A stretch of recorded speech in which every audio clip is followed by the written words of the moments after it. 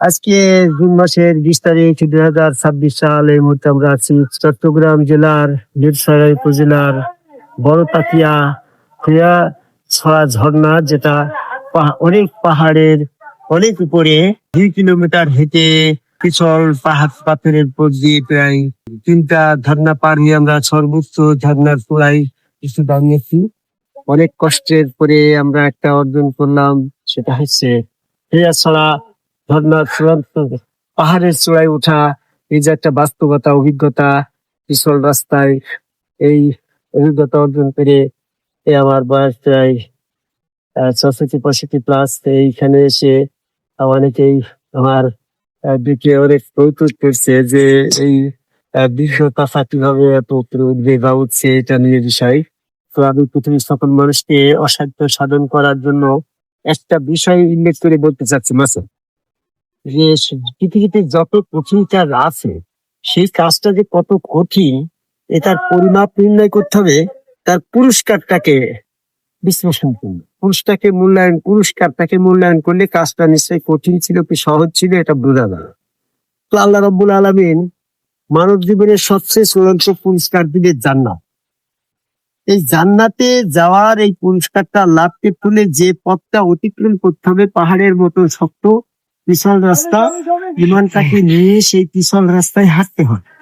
সেটা অত্যন্ত কঠিন না হলে পুরস্কার বড় জান্নাত দিত না। সেই আমার জীবন দশায় আমি দেখলাম, আজকে থেকে 50 বছর আগে আমি আমার গুরু হযরত খাজা নিজামুদ্দিন আহমেদ চিশতির হাতে বায়াত গ্রহণ করে, ওই হাত আল্লাহর হাত, ওই পা আল্লাহর পা, ওই ওই সুরত ছাড়া ওইখানে ইলাহা, উনি আমার ইলাহা, ওই জায়গায় আমার আল্লাহ, ওই ছাড়া পৃথিবীতে আর কোন ইলাহা নেই। আমি ওখানে পড়লাম লা ইলাহা ইল্লাল্লাহ, এই যে আল্লাহ ছাড়া, এই আল্লাহ ছাড়া আর কোন ইলাহা নেই।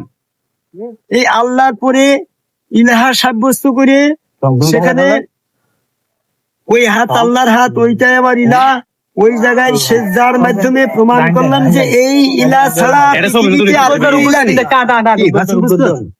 এটা কিন্তু কঠিন একটা বাস্তবতা। এই পিছল রাস্তায় আজকে 50টা বছর টিকে আছে। যদি কখনো কোনো অবস্থায় কেউ পিছিয়ে পড়ে যায়, এই পাহাড় থেকে যদি কেউ পিছিয়ে পড়ে, তার যেমন অস্তিত্ব থাকবে না, ঠিক তদ্রুপ ভাবে আজকের এই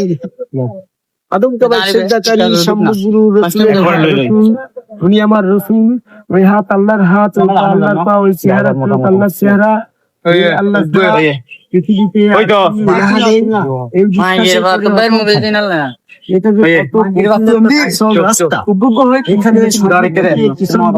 সামনে বারো থেকে ডাইনি থেকে ইংলিশ আক্রমণ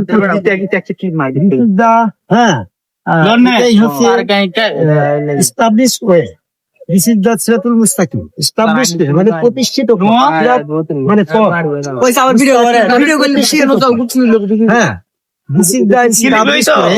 এটাই হচ্ছে প্রতিষ্ঠিত পথ। এই প্রতিষ্ঠিত পথে আমরা যখন সূরা ফাতিহা পাঠ করছি, সিরাতাল মুস্তাকিম, আমাদেরকে সিরাতুল মুস্তাকিমের হেদায়েত দাও, সেই পথে নয় যে পথে গিয়ে পথভ্রষ্ট হয়েছে মানুষ, অভিশপ্ত হয়েছে। যেমন ইবলিস এই আদমকাবে আল্লাহকে সেজদার হুকুম অমান্য করে পথভ্রষ্ট হয়েছে, বিপদগামী হয়েছে, সে পথভ্রষ্টদের অন্তর্ভুক্ত হয়ে গেছে। এই সিরাতুল মুস্তাকিম আদমকাবে আল্লাহর সেজদার পথে টিকে থাকাটা কঠিন, পিছল পাহাড়ে উঠার থেকেও কঠিন একটা কাজ। এই জায়গায় ইমান নিয়ে টিকে থাকাটাই হচ্ছে আমাদের ইমানের প্রতি কোশিশ করা, যুদ্ধ করা। এই জায়গায় এই সিরাতুল মুস্তাকিম আল্লাহ ইবলিসকে ধমক দিয়ে বলল, হে ইবলিস, আমি যে কিবলাটা নিজ হাতে তৈরি করলাম, সেখানে কে তোমাকে নিষেধ করলো? সূরা 75 আয়াত।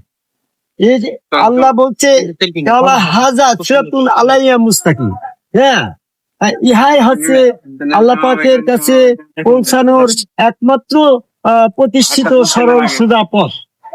ইবলিস বলছে সূরা হিজরের 42 নম্বর, ইবলিস বলছে আমি এই সিরাতুল মুস্তাকিমেই বসে থাকবো। সূরা আরাফের 16 নম্বর আয়াত। তারে যে ব্যক্তি এইখানে যাবে তাকে আমি সম্মুখ থেকে পিছন দিক থেকে ডাইনে থেকে বামে থেকে আক্রমণ করবো, এর পথ থেকে বিপদগামী থেকে।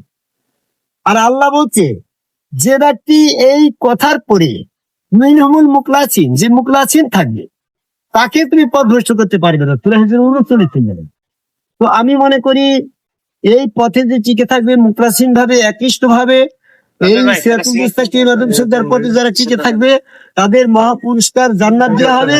এই জান্নাত মহাপুরস্কার এই ঘোষণায় প্রমাণ করে যে সম্মুখ গুরু রসুলের হাতে বাদ গ্রহণ করে ওই হাত আল্লাহর পাল্লা চেহারা আল্লাহর ভিতরে স্বয়ং আল্লাহ বিশ্বাস করে সেখানে সেজদা ভক্তি দিয়ে লা ইলাহা ইল্লাল্লাহ, নাই কোনো ইলাহা এই আল্লাহ ব্যতীত, এই আল্লাহটাকে শনাক্ত করে নির্দিষ্ট করে ওইখানে সেজদা দিয়ে প্রমাণ করা হলো আমি লা ইলাহা কালেমা পড়লাম।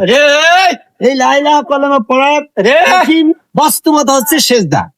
যারা আদম কবে আল্লাহকে সেজদার মাধ্যমে কলেমা পড়ে তাদের একবার কলেমা পড়লে দোজখ খারাপ হয়ে যাবে, কারণ কলেমা ভিতরে সেজদা আছে, সেই সেজদা আছে মানে সেখানে সালাত আছে, সালাত আছে মানে সেখানে শয়তান ওই সেজদা না করার কারণে সে পবিত্র হয়েছে, তার রোজা আছে, ওইখানে রসুল সুরতে আল্লাহ পাকের দর্শন হয়েছে বিদায় তার হজ আছে, ওইখানে গিয়ে তার সমস্ত অভ্যাস গুলা পরিত্যাগ করতে পেরেছে, জাকাত দিতে পেরেছে বিদায় তার জাকাত আছে, নিজের জীবনের সমস্ত ইচ্ছা শক্তি মৃত্যু পর্যন্ত ওই গুরুর হাতে সমর্পণ করার মাধ্যমে ইচ্ছা শক্তি বিসর্জন দেওয়ার মাধ্যমে তার কুরবানি হয়েছে।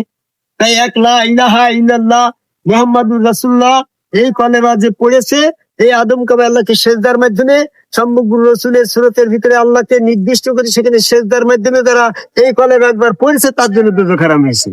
আমি এই চট্টগ্রাম জেলার বীরসরাই উপজেলার বড় তাকিয়া এই খোয়াছড়া এই পাহাড়িয়া এই ঝর্ণার পিছনে দাঁড়িয়ে পিছল রাস্তায় উঠে পাহাড়ের চূড়ায় দাঁড়িয়ে পৃথিবীর সমস্ত মানুষকে আমি পাশাপাশি এটা বলতে চাচ্ছি, আমার বয়স যখন 14-15 বছর তখন আমি এই গুরুর কাছে বায়াত গ্রহণ করে শ্রদ্ধা ভক্তি করে এই চূড়ান্ত বয়সেও আমি এখনো টিকে আছি। আমি 48টা বিষয়ের পরে গ্রাজুয়েশন ডিগ্রি লাভ করেও এই সত্যের পরে কোরআন গবেষণা করে টিকে আছি। আপনাদেরকে যদি কেউ বিভ্রান্ত করে সেই বিভ্রান্তির পথে পরিহার করে আদম কাবায় সেজদা করার প্রতিষ্ঠিত এই কোরআনের পথে আজীবন টিকে থাকার আহ্বান করে আমার কথা শেষ করে যাই।